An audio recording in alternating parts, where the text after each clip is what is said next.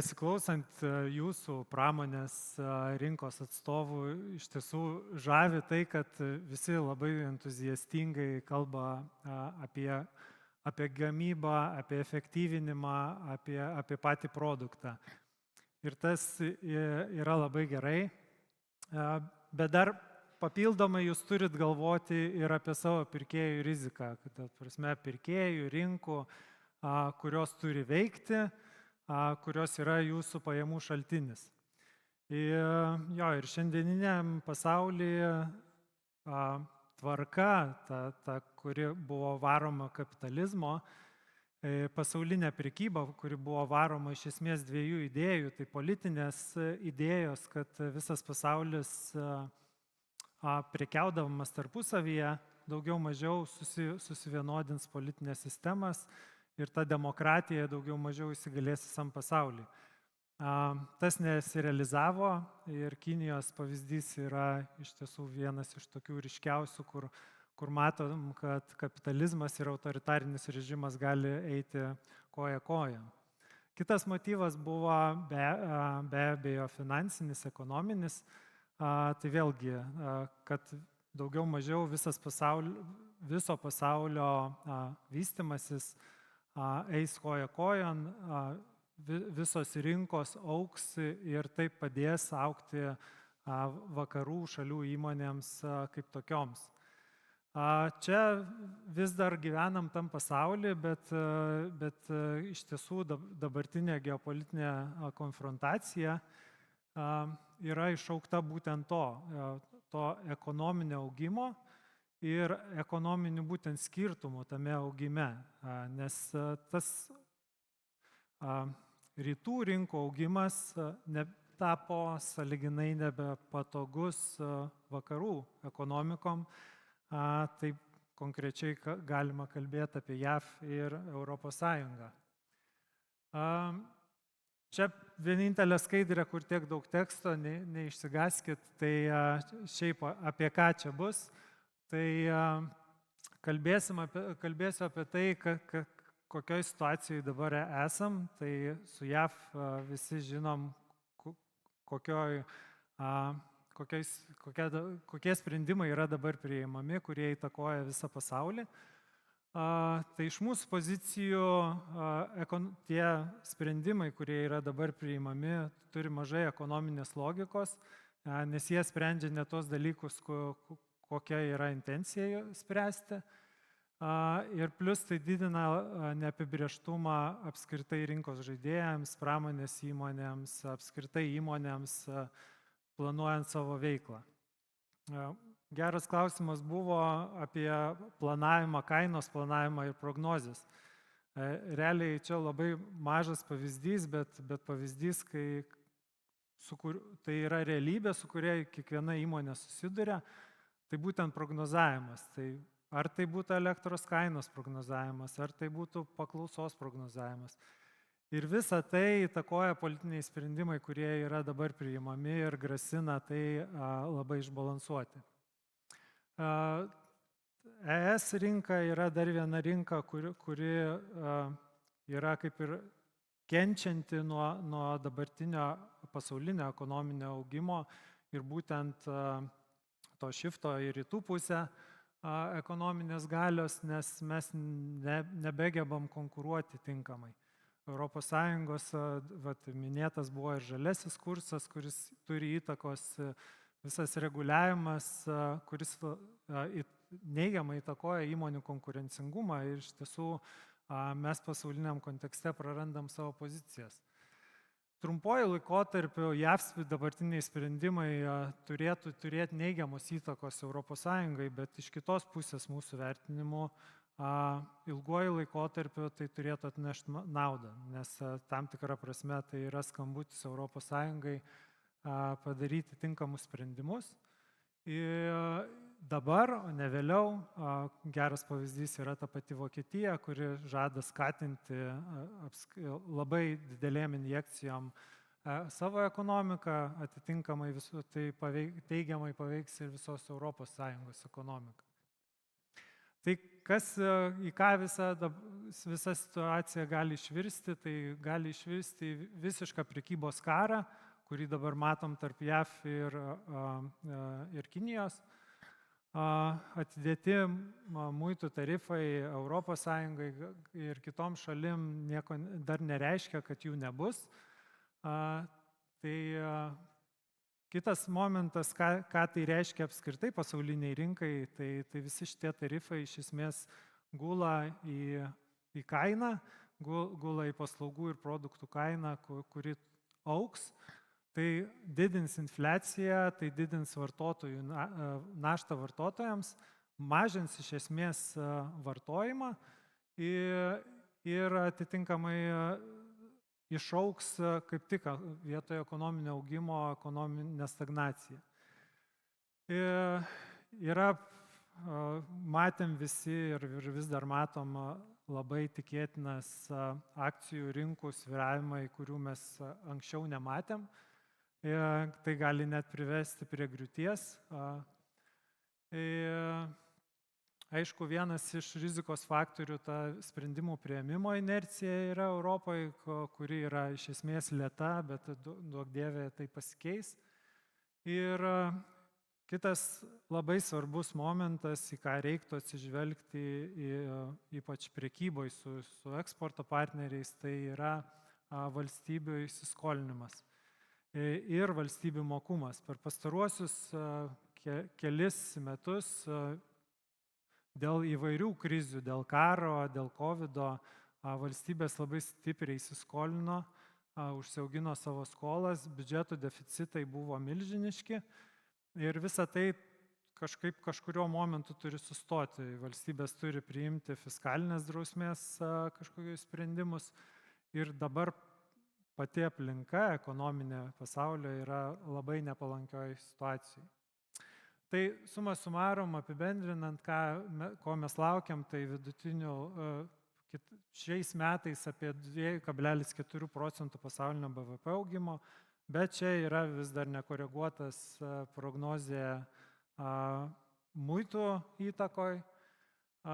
Infliacija turėtų siekti apie 2%, bet vėlgi dabartiniai sprendimai iššaukinėja ir prognozuoja, kad ta infliacija bus gerokai didesnė negu 2%, kas iš esmės augins skolinimosi kainą.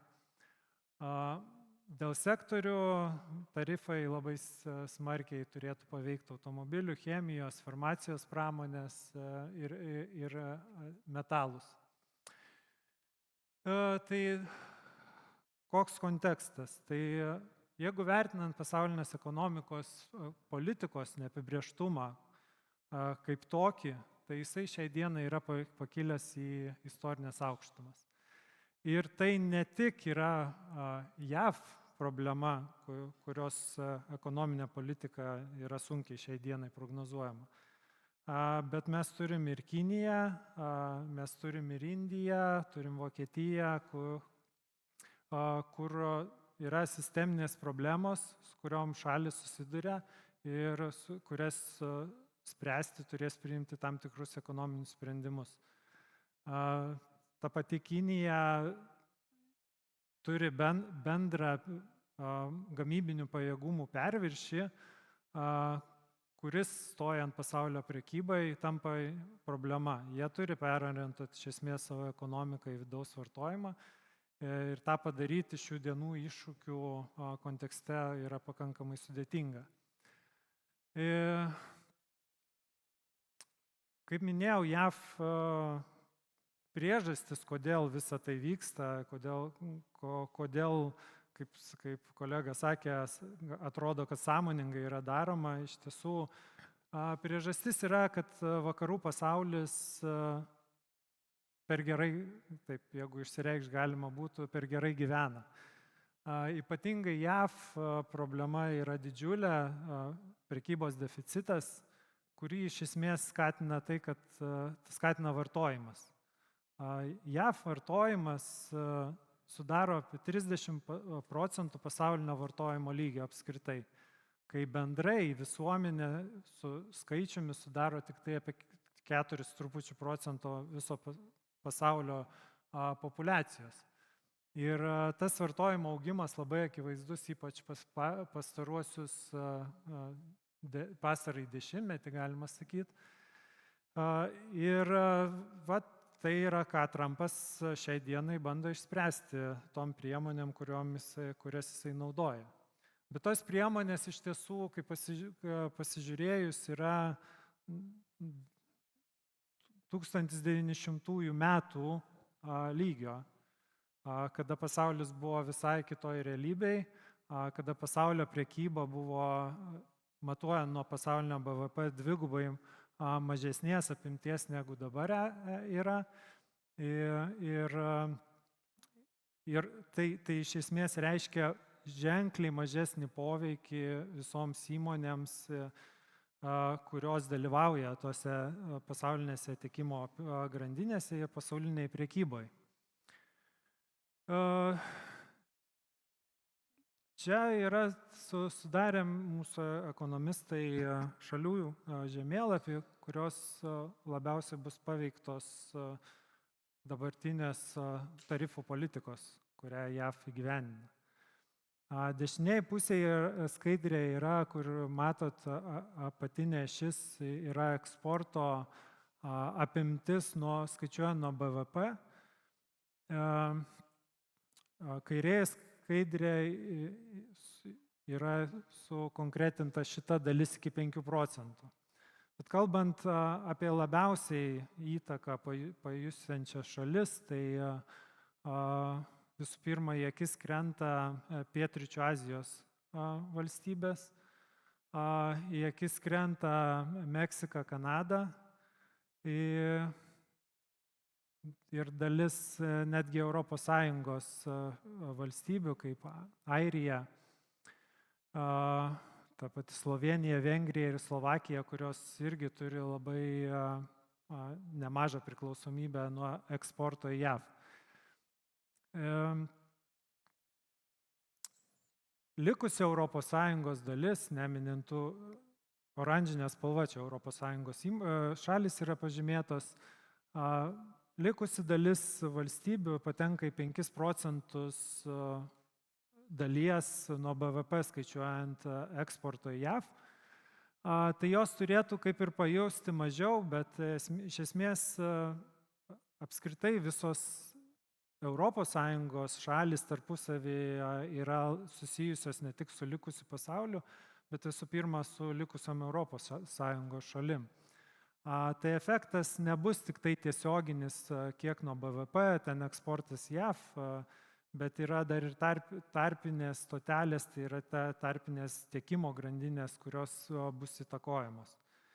Ir čia visai nesenai buvo atliekama apklausa įmonių, tai šiai dienai 5 iš 7 įmonių realiai pertvarko savo tiekimo grandinės. Būtent visam šitam kontekste, būtent besibaimindamos poveikio, kurį gali tarifai padaryti visai ekonominiai sistemai. Laimėtojai čia šitoj vietoj bus turbūt kaip ir Rusijos karo atveju, bus tos neutralios šalis, kurios kaip Turkija, kaip artimųjų rytų valstybės, Saudo Arabija, kur mato dabar dažnai vyksta, jeigu vyksta dėrybos tarp JAV ir Rusijos, būtent vyksta ten. Tai jos mažiausiai bus paliestos muitų prasme ir elementariai dėl to, kad jų prekybos deficitas yra labai neženklus, dabartinis prekybos deficitas su JAV, tai jos turbūt bus šalis, kurios galės išnaudoti visą tą situaciją ir tapti tarpininkais kažkokiais jungiančiais rytus ir vakarus.